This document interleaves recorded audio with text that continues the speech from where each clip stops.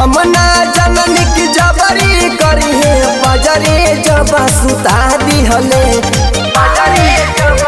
सखी हो। हम ना जनन की जबरी करी है बजरे जब सुता दिहले ऐसन धसोरा मरले बलमुआ की पुचुकल पेट फुला दिहले ऐसन धसोरा मरले बलमुआ की पुचुकल पेट फुला दिहले।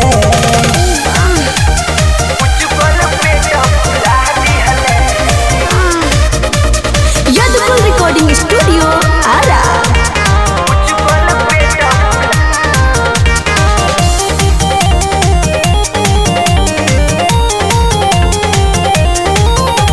चुम्मा से शुरू कैले सीना से सटवाले मीठी मीठी बात कोई के बड़ी फुसुलवाले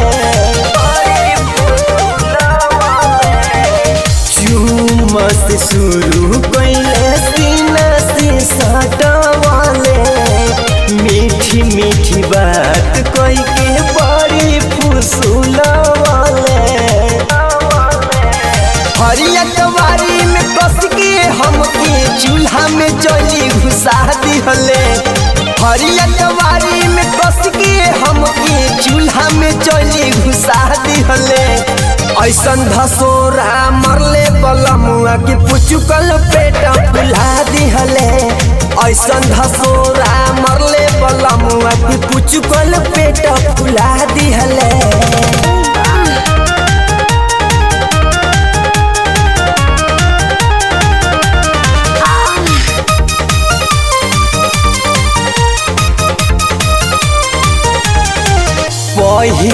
पहिल रहे तेज वाली बात हो रतिये सुहाग में कोई दिले घात हो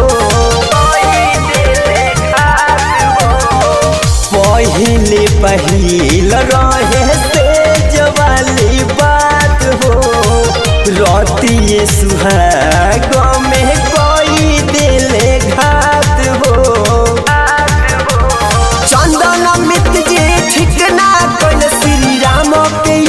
करा दिहले दोनों मनीष जी ठिकना कोइल श्री राम के याद करा दिहले ऐसन धसोरा मरले बलमुआ की पुचुकल पेट फुला दिहले ऐसन धसोरा मरले बलमुआ की पुचुकल पेट फुला दिहले।